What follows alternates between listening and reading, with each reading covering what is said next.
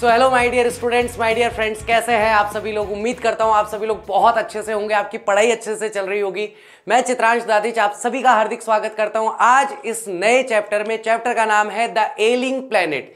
Ailing planet का मतलब क्या है? बीमार पड़ता हुआ ग्रह, जो दिन ब दिन जैसे जैसे समय बीत रहा है वैसे वैसे और ज्यादा बीमार से बीमार होता चला जा रहा है। यानी कि हम किस तरीके से मनुष्य होकर के पृथ्वी को बर्बाद कर रहे हैं, किस तरीके से पृथ्वी का नाश कर रहे हैं, इसको नष्ट कर रहे हैं, उसके बारे में ये चैप्टर होने वाला है।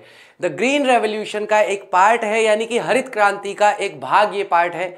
और यहाँ पर हम कोई कहानी या कोई निबंध नहीं देखने वाले हैं, बल्कि एक आर्टिकल है। वो आर्टिकल या आप कह सकते हो कि एक लेख है। उस लेख को नानी पालकीवाला जी ने लिखा है और इस लेख के अंदर उन्होंने बताने का प्रयास किया है कि किस तरीके से प्रयास किए जा रहे हैं इस बीमार पड़ते हुए प्लेनेट को, यानी कि इस बीमार पड़ते हुए ग्रह को बचाने के लिए, और किस तरीके से मनुष्य जो है वो सबसे बड़ा जिम्मेदार है इसे बर्बाद करने के लिए। तो गाइज, इस पूरे चैप्टर की सबसे एक शानदार लाइन जो है, उसी लाइन से हम इस चैप्टर की शुरुआत करेंगे कि भैया लुसाका जाम्बिया, जो एक देश का नाम है, वहां पर लुसाका नामक एक जगह है, वहां पर एक जू है, वहां पर एक चिड़ियाघर है। और उस चिड़ियाघर के अंदर एक पिंजरा है, जिस पिंजरे के बाहर लिखा हुआ है कि इस पिंजरे में इस दुनिया का सबसे खतरनाक जानवर है। और जब आप उस पिंजरे के सामने जाकर खड़े होते हैं उस जानवर को खड़े देखने के लिए, तो आपको वहां एक बड़ा सा कांच लगा हुआ दिखाई देता है, एक बड़ा सा मिरर है, दर्पण है, जिसमें आप अपनी खुद की शक्ल या अपने आप को खुद को देख पाते हैं। यानी कि यहाँ पर कहने का ये प्रयास किया गया है कि दुनिया का सबसे खतरनाक या दुनिया को सबसे ज्यादा नुकसान पहुंचाने वाला जानवर अगर कोई है तो वो मनुष्य ही है। तो आप सभी का हार्दिक स्वागत है आज की इस कक्षा में। तो स्टार्ट करते हैं समरी से। पहले समरी थोड़ी सी देख लेते हैं ताकि हमें पॉइंट टू पॉइंट सारी चीजें पता चले, फिर और जो स्टोरी लाइन में हमें डिस्कशन करना है, साथ ही साथ वो डिस्कशन भी इसका स्टार्ट करेंगे। तो नानी पालकीवाला एक बहुत ही प्रसिद्ध लेखक, प्रसिद्ध लेखिका हुई है और उन्होंने यहाँ पर एक लेख लिखा है। बस उसी लेख के बारे में हम लोग आज बात करने वाले हैं। इन दिस चैप्टर, इस पार्ट में the writer raises an issue towards the deteriorating health of the earth. लेखिका यहाँ पर जो है वह एक बहुत ही महत्वपूर्ण मुद्दा उठाती है। वह मुद्दा किस ओर है? डिट्रॉइटिंग का मतलब है दिन ब दिन जिसकी हालत खराब होती जा रही है, दिन ब दिन जो बीमार से और ज्यादा बीमार पड़ता जा रहा है या विनाश की ओर आगे बढ़ रहा है, ऐसी जो हेल्थ है, स्वास्थ्य है हमारी पृथ्वी की।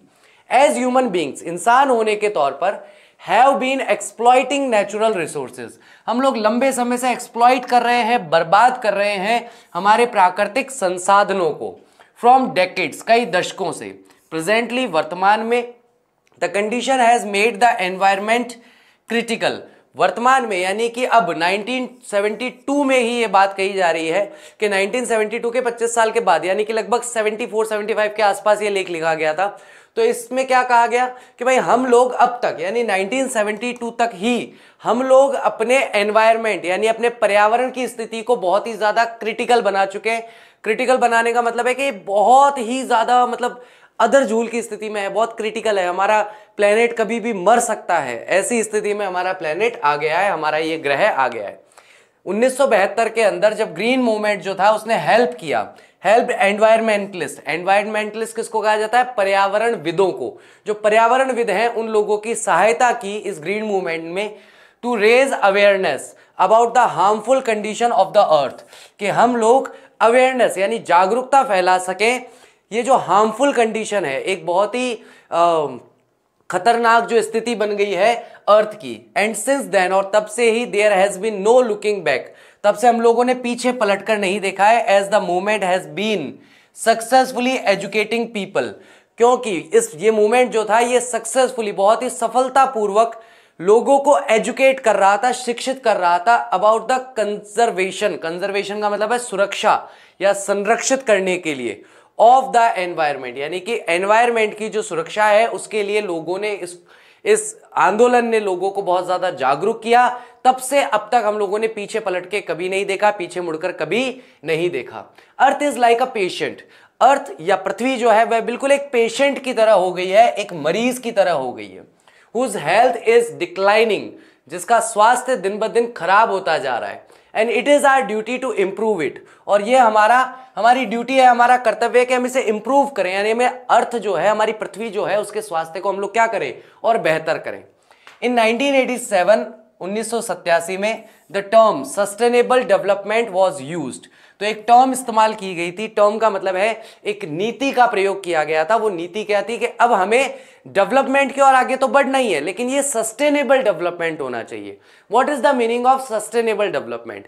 बिना पर्यावरण को नुकसान पहुंचाए अगर हम विकसित हो सकते हैं, यानी कि हमारे आज की वर्तमान की आवश्यकता के अनुसार, इच्छा के अनुसार नहीं, इच्छाएं तो अनंत हो सकती हैं, आवश्यकता के अनुसार ही हम लोग पर्यावरण से चीजों को प्राप्त करें कि हम आज की आवश्यकताओं को पूरा कर सके और साथ ही साथ भविष्य में जो हमारी आने वाली पीढ़ियां हैं, भविष्य में आने वाली जो हमारी जनरेशन्स हैं, वो भी अपनी आवश्यकताओं की पूर्ति कर सके, वो भी अपने आवश्यकताओं के अनुसार कार्य कर सके।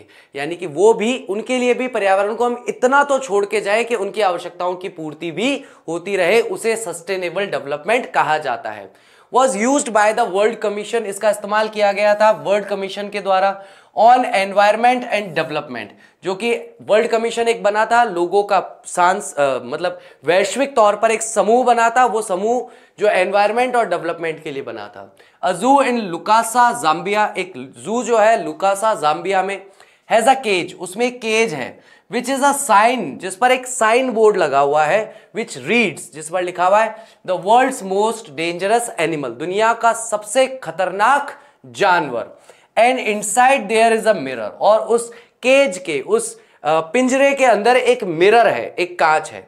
इट गिव्स अ मैसेज, और ये एक संदेश देता है that human beings are the most dangerous animal, के ह्यूमन बींग्स जो है, इंसान जो है, वो सबसे खतरनाक जानवर हैं। मतलब मुझे जू से ज्यादा सेंचुरीज पसंद है ना, क्योंकि देखो जू में क्या होता है कि गलत काम हो रहा है, उल्टा काम हो रहा है। जानवरों को तो पिंजरे में बंद करा हुआ और मनुष्य वहां पर खुला घूमता रहता है। सेंचुरीज में मामला उल्टा होता है, या रिजर्वरीज जो होती हैं, जहां पर टाइगर रिजर्व्स और ये सब है इंडिया में, वहां पर मामला उल्टा होता है। वहां पर शेर, चीते, ये सब खुले घूमते हैं, इंसान को एक गाड़ी में बंद करके ले जाते हैं कि भैया जाओ और देख लो और आ जाओ। तो वास्तविकता में तो इंसानों को बंद करना है पिंजरे में, जानवरों को बंद करने की जरूरत नहीं है। एक चीज सोच के देखो कि दुनिया के अंदर बहुत सारी स्पीशीज हैं, मतलब लाखों करोड़ों स्पीशीज हैं। स्पीशीज मतलब अलग अलग प्रजातियां हैं, जिसमें फिशरीज भी आ जाती हैं, मछलियों की हैं, या पशुओं की है, या पक्षियों की है, या इंसेक्ट्स की है। ये सब का जो रोल है, इन सब का जो भाग है पृथ्वी पर, वो बराबर है, क्योंकि हम भी एक, मनुष्य क्या है, एक प्रजाति है, तो मनुष्य भी एक प्रजाति है, वैसे ही शेर, चीता वगैरह ये सब भी एक एक प्रजाति है। हर प्रजाति का उतना ही हक है पृथ्वी पर जितना मनुष्य प्रजाति का है। लेकिन मनुष्य ने क्या किया है, या मनुष्यों ने क्या किया है, सभी प्रजातियों का हक छीन करके सभी चीजों पर अपना ही कब्जा कर लिया है, जबकि ये गलत है ना। सबका बराबर बराबर अधिकार होना चाहिए। चलिए, ब्रेंडेट कमीशन जो है, उसने एक बहुत ही महत्वपूर्ण सवाल उठाया, are we to leave our successor a scorched planet of advancing deserts, impoverished landscape and ailing environment. तो यहां पर ये एक कमीशन है, लोगों का समूह है जो एनवायरनमेंट के लिए काम करते हैं, जिसका नाम है ब्रेंडेट कमीशन। उसने एक बहुत ही महत्वपूर्ण सवाल उठाया। क्या सवाल उठाया? Are we leave our successor, यानी कि हमारी अगली पीढ़ी के जो लोग आएंगे, सक्सेसर वो है जो हम अपने आने वाली पीढ़ी को क्या देकर जाएंगे। तो जो हमसे प्राप्त करने वाली पीढ़ियां हैं कि भाई हम अपनी पीढ़ियों के लिए क्या छोड़कर गए, वो हमारे सक्सेसर्स कहलाएंगे। क्या हम एक झुलसा हुआ प्लेनेट छोड़ के जाएंगे जहां पर डेजर्ट्स यानी कि रेगिस्तान आगे बढ़ रहे हैं, इम्पोवरिश्ड लैंडस्केप और बहुत ही बीमार सा, बहुत ही खराब सा लैंडस्केप, भूदृश्य छोड़कर जाएंगे, एलिंग एनवायरनमेंट या बीमार पड़ता हुआ पर्यावरण छोड़ करके जाएंगे, क्या वातावरण छोड़ करके जाएंगे क्या? There are 4 principal biological systems that form the foundation of global economic system. 4 principal हैं, यानी 4 सैद्धांतिक बायोलॉजिकल सिस्टम है, तंत्र हैं, जो कि फाउंडेशन बनाते हैं, नींव का निर्माण करते हैं। किसकी नींव का निर्माण करते हैं? ग्लोबल इकोनॉमिक सिस्टम का, यानी कि वैश्विक आर्थिक तंत्र का। उनमें 4 चीजें कौन कौन सी आती है? फिशरीज, जिसमें सारी मछली जगत आ जाएगा पूरा, ग्रासलैंड्स यानी घास के मैदान है, फॉरेस्ट यानी जंगल है, एंड क्रॉपलैंड्स जहां पर हम खेती करते हैं वो वाली जमीन है। तो खेती वाली जमीन है, जंगल है, ग्रासलैंड जहां पर हम लोग ग्रास उगाते हैं, मतलब ग्रास अपने आप उग जाती है जहां पर जानवर वगैरह अपना चरने का काम करते हैं, और फिशरीज है यानी कि मत्स्य जगत जिसको अपन बोलते हैं, मछलियों का जगत है। ठीक है, ये चार ही चीजें हैं जो हमारे इकोनॉमिक सिस्टम का निर्माण करती हैं, यानी कि जो हमारे आप कह सकते हो कि आर्थिक तंत्र का निर्माण करती है। पैसा कमाना है तो इन चार चीजों की हमें जरूरत है। These four systems also provide food and raw materials for industries except for minerals and synthetics। और ये चार ही ऐसे तंत्र हैं जो हमें भोजन भी उपलब्ध कराते हैं और रॉ मटेरियल यानी कच्चा माल भी देते हैं इंडस्ट्रीज के लिए, उद्योगों के लिए। एक्सेप्ट, बस केवल दो इंडस्ट्री छोड़ दो, एक तो मिनरल इंडस्ट्री और दूसरा सिंथेटिक यानी कृत्रिम, जो हम केमिकल वगैरह मिला करके जो बनाते हैं, ये दो इंडस्ट्री छोड़ दो तो बाकी सभी इंडस्ट्री को जो रॉ मटेरियल चाहिए, जो कच्चा माल चाहिए, वो या तो फिशरीज से मिलता है या ग्रासलैंड से या फॉरेस्ट से या क्रॉपलैंड से। विद दीज सिस्टम, इन तंत्रों के साथ, बिकमिंग अनसस्टेनेबल, अगर हम लोग अनसस्टेनेबल है मतलब बिना सोचे समझे हम उत्खनन में लगे हुए हैं, बिना सोचे समझे मछलियां पकड़ के और उनको बेचने में लगे हुए हैं, तो अनसस्टेनेबल तरीके से हम लोग काम कर रहे हैं। फिशरीज विल कोलैप्स, मत्स्य जगत पूरी तरीके से समाप्त हो जाएगा। The forest will slowly disappear, जंगल जो है वो धीरे धीरे समाप्त हो जाएंगे, गायब हो जाएंगे। Grasslands will turn into barren wasteland, और ग्रासलैंड यानी कि जो हरे मैदान हैं वो धीरे धीरे बंजर हो जाएंगे, वेस्टलैंड हो जाएंगे, जहां पर हम कोई भी कृषि से संबंधित कार्य नहीं कर सकते। And croplands will become verse, और क्रॉपलैंड्स जो हैं यानी कि जहां पर हम खेती करते हैं वो खेती वाली जो जगह है वो भी वर्स हो जाएगी, बद से बदतर हो जाएगी। इन पुअर कंट्रीज, गरीब देशों की अगर हम बात करें, forest are being cut down for fuel wood. Fuel wood किसको कहा जाता है? जलाऊ लकड़ी।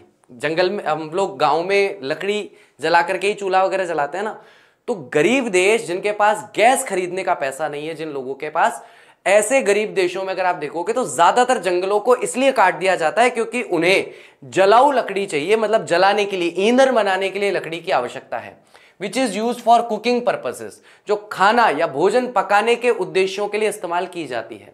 देयर आर सम एरियाज, कुछ ऐसे क्षेत्र हैं where the cost of fuel wood is more than cost of food, जहां पर जलाऊ लकड़ी की कीमत खाने से भी ज्यादा है, यानी कि लकड़ी महंगी है, खाना महंगा है, खाना महंगा नहीं है। आप खाने के लिए सामान लेने जाओगे, दलिया खरीदने जाओगे तो आपको वो कह देगा कि भैया दलिया मैं आपको दे दूंगा 20 रुपए किलो। आप कहोगे भैया 1 किलो लकड़ी दे दो, तो वो कहेगा भैया उसके दे दो 50 रुपए। तो खाना तो सस्ता हो गया, लेकिन अगर आप फ्यूल वुड यानी लकड़ी का इस्तेमाल फ्यूल यानी ईंधन के तौर पर करते हैं तो उसकी कीमत ज्यादा बढ़ गई है। कई ऐसे स्थान हैं। It is leading to deforestation, इसकी वजह से निर्वनीकरण हो रहा है। निर्वनीकरण मतलब जंगल जो है वो ज्यादा से ज्यादा काटे जा रहे हैं और जंगल समाप्त होते जा रहे हैं एट अलार्मिंग रेट, बहुत ही चेतावनीजनक दर से। One of the reasons for the exploitation of the environment is the increasing population, और सबसे प्रमुख कारणों में भी एक प्रमुख कारण है कि क्यों इतना ज्यादा एक्सप्लॉयटेशन हो रहा है, बर्बादी हो रही है हमारे एनवायरमेंट की, वो है बढ़ती हुई मानव जनसंख्या। इंसानों की जनसंख्या जितनी ज्यादा बढ़ रही है उतनी ही ज्यादा बर्बादी फैल रही है। इट इज ऑब्जर्व्ड, ये जाना गया है, समझा गया है, that about 1 million population is increasing in every 4 days, कि लगभग 10 लाख लोगों की जनसंख्या बढ़ रही है हर 4 दिनों में। This is not a good sign, ये एक अच्छा संकेत नहीं है। There is an urgent need to control over population in the world, और एक बहुत ही अर्जेंट नीड है, बहुत ही अर्जेंट नीड का मतलब है कि तुरंत प्रभाव से हमें जिस पर कदम उठाना है, ऐसी एक आवश्यकता है कि हम ओवर पॉपुलेशन को कंट्रोल करें, यानी कि बहुत ज्यादा दर से जो जनसंख्या मनुष्यों की, इंसानों की बढ़ रही है उसे कंट्रोल किया जाए, उसे नियंत्रित किया जाए। इसकी बहुत ही गंभीर आवश्यकता यहां देखने को मिलती है। Development is the best contraceptive for the problem and it will help in reduction of fertility, increase in education and income and improvement in health. Development जो है यानी कि विकास जो है वही सबसे बड़ा, सबसे अच्छा कॉन्ट्रासेप्टिव है। कॉन्ट्रासेप्टिव मतलब वह चीज जिससे अत्यधिक जनसंख्या बढ़ने को रोका जाए, यानी जनसंख्या के बढ़ने को जिस चीज से हम रोकेंगे उसे कॉन्ट्रासेप्टिव कहा जाएगा। ठीक है, फॉर दिस प्रॉब्लम, इस समस्या के लिए, क्योंकि इससे फर्टिलिटी जो है उसमें कमी आएगी, इंक्रीज होगा, बढ़ेगी एजुकेशन और इनकम भी बढ़ेगी और इंप्रूवमेंट होगा हेल्थ में। We must see the world as a whole, हमें एक संसार को एक पूर्ण संसार की तरह देखना होगा। ऐसा नहीं कह सकते कि भाई ओजोन, हम भारत के लोग हैं, हम तो वायु प्रदूषण नहीं कर रहे, तो हमारी वजह से थोड़ी वायु प्रदूषण फैल रहा है, ये तो बांग्लादेश की वजह से फैल रहा है, चाइना की वजह से फैल रहा है, या फिर पाकिस्तान की वजह से फैल रहा है, या फिर म्यांमार की, या फिर श्रीलंका की वजह से फैल रहा है। ऐसा नहीं है। देखो, हमें इस पूरे विश्व को एक समग्र की दृष्टि से देखना होगा कि भैया अगर क्लोरोफ्लोरोकार्बन छूटेगी तो ओजोन लेयर में छेद होगा, ओजोन लेयर में छेद होगा तो सबकी बैंड बजेगी। ऐसा नहीं है कि अमेरिका के आसमान में छेद हुआ है, हमें क्या लेना देना, ऐसा नहीं है। आसमान सबका एक ही है, क्योंकि पृथ्वी घूमती है, ठीक है। तो इसलिए हमें इस संसार को एक यूनिट, एक पूरे होल, समग्र के तौर पर देखना होगा, एंड नॉट एज डिसएसोसिएटेड पार्ट्स, ना कि इसे अलग अलग, भिन्न भिन्न या पृथक पृथक भागों में। It is a holistic and ecological view. ये एक होलिस्टिक यानी एक बहुत ही पवित्र, इकोलॉजिकल यानी कि जहां पर हम सभी जीव जंतुओं का विचार कर रहे हैं, ऐसा नजरिया है। अकॉर्डिंग टू लेस्टर ब्राउन के अनुसार, we have not inherited the earth from our forefathers. हमारे पूर्वजों ने ये अर्थ को हमें इनहेरिटेट नहीं किया, यानी हमें आनुवांशिकता के तौर पर यह अर्थ प्राप्त नहीं हुआ है, but we have borrowed it from our future generation, बल्कि हमने अपने भविष्य में आने वाली जो जनरेशन है उससे इसे उधार लिया है। इसको समझने का प्रयास करो, ये क्या कहना चाहती है लाइन। तो भैया हम पर्यावरण को इस तरीके से इस्तेमाल कर रहे हैं, हम अपने आसपास में फिशरीज हैं, फॉरेस्ट हैं, ग्रासलैंड है, या फिर क्रॉपलैंड है, उनका इस्तेमाल ऐसे कर रहे हो, और यार मेरे पिताजी ने मुझे दिया, मैं जैसे चाहूंगा वैसे इस्तेमाल करूंगा, मेरे को करोड़पति बनना है तो मैं इसके ऊपर केमिकल भी डालूंगा, ज्यादा से ज्यादा उत्खनन भी करूंगा, ज्यादा से ज्यादा पेड़ भी काटूंगा। मेरे पास 50 वर्ष का टाइम है, 40 वर्ष का टाइम है, मैं जितना चाहूंगा उतनी बर्बादी फैलाऊंगा और जितना चाहूंगा अपने आप को डेवलप करूंगा, मेरे माता पिता ने मुझे दिया है। ऐसा नहीं है, यह हमें अपने पूर्वजों से आनुवांशिक तौर पर या जायदाद, जमीन जायदाद के तौर पर प्राप्त नहीं हुआ है, बल्कि हमारी आगे आने वाली जो जनरेशन है, हमारी आगे आने वाली जो पीढ़ियां है, उनसे हम लोगों ने इसे उधार लिया है कि भाई हम जैसे तैसे इस पर्यावरण का ध्यान रखते हुए, इसे अच्छा बनाए रखते हुए अपना जीवन गुजार लें, अपना जीवन जी लें, ताकि हम बेहतर स्थिति में ये पर्यावरण आपको सौंप करके, या ये प्लेनेट पृथ्वी आपको सौंप करके इस दुनिया से चले जाएं। और फिर आपको भी इस पर्यावरण का, इस पृथ्वी का ऐसे ही ध्यान रखना है कि ये हमने आपको इसलिए नहीं दिए कि आप इसे बर्बाद कर दो, आपको ध्यान रखना है कि यही चीज आपको अपनी फ्यूचर जनरेशन को भी देनी है। बोलो यहां तक की बात क्लियर है कि नहीं है, चैप्टर में क्या है क्या नहीं। चलिए तो बात करते हैं ये है क्या सब कुछ, एक बार इसको स्टोरी स्टाइल में समझने का प्रयास करते हैं। तो सबसे पहली बात हमें ये समझनी है कि नानी पालकीवाला जो है वो एक बहुत ही प्रसिद्ध लेखिका है, और वो इंडियन एक्सप्रेस के लिए लेख लिखने का काम करती थी। तो 24 नवंबर 1994 को एक लेख छपा इंडियन एक्सप्रेस नाम के एक न्यूज़पेपर के अंदर, और इस लेख के अंदर क्या हुआ कि इस लेख में उन्होंने एनवायरनमेंट को लेकर के अपनी जो सोच है, अपने जो विचार है, अपने जो थॉट्स है, उन्हें बताना शुरू किया। और उन्होंने बताना शुरू करने के साथ ही सबसे पहले स्टार्टिंग में वो बात करती हैं ग्रीन रेवोल्यूशन के बारे में। तो ग्रीन रेवोल्यूशन जो 1972 के अंदर स्टार्ट हुआ था, तो वहाँ पे वो कहती है कि ग्रीन रेवोल्यूशन जो 1972 में स्टार्ट हुआ था, तभी हम लोगों ने पहचान लिया था कि भाई एनवायरनमेंट के साथ कुछ तो समस्या चल रही है, और जिस तरीके से हम आंख बंद करके अपने आर्थिक विकास के लिए, अपने इकोनॉमिक डेवलपमेंट के लिए आगे बढ़ रहे हैं, और बिल्कुल आंखें मूंद करके कि हमने पर्यावरण की तरफ देखना बिल्कुल बंद कर दिया है, हमें ईंधन चाहिए, हमें जलाऊ लकड़ी चाहिए, हमें कुछ भी चाहिए, हमें ज़्यादा से ज़्यादा पैसा कमाना है, बिना सोचे समझे हम लोग अगर पेड़ काट रहे हैं, बिना सोचे समझे अगर हम लोग फिशरीज यानी कि समुद्र में जो मत्स्य जीव है उनको निकाल रहे हैं, उनको बेच रहे हैं, उनको मार रहे हैं, तो ये सारी की सारी चीज़ें आगे आने वाले भविष्य में बहुत ही ज़्यादा समस्या पैदा कर देगी। लेकिन जब से ये ग्रीन रेवोल्यूशन स्टार्ट हुआ है, तब से हम थोड़े सजग, थोड़े सावधान हो गए इस चीज़ को लेकर के। अभी 25 वर्ष हो चुके हैं, यानी कि जिस समय ये छप रहा है, कब छप रहा है, 24 जनवरी 1994 को अगर ये छप रहा है, 1994 को अगर ये छप रहा है, तो हम देख रहे हैं 72 में स्टार्ट हुआ, 94 में छपा, तो इतना समय तो हो चुका है, हम इस चीज़ को लेकर सजग और सावधान तो हो गए हैं। उसी के साथ में 1987 के अंदर जो वर्ल्ड कमीशन है एनवायरनमेंट एंड डेवलपमेंट का, उसने भी ये बात साथ के साथ कह दी है कि भैया हमें इसकी तरफ ध्यान देना चाहिए। और अब हमारा जो पूरे विश्व का मिल करके एक साथ समग्र तौर पर मिल करके जो उद्देश्य है, वो उद्देश्य क्या है? वो उद्देश्य यह है कि हमें सस्टेनेबल डेवलपमेंट के सारे मॉडल्स को इस्तेमाल करना है। सस्टेनेबल डेवलपमेंट के अलग अलग कौन कौन से मॉडल्स हो सकते हैं अगर हम इस पर विचार करने का सोचें।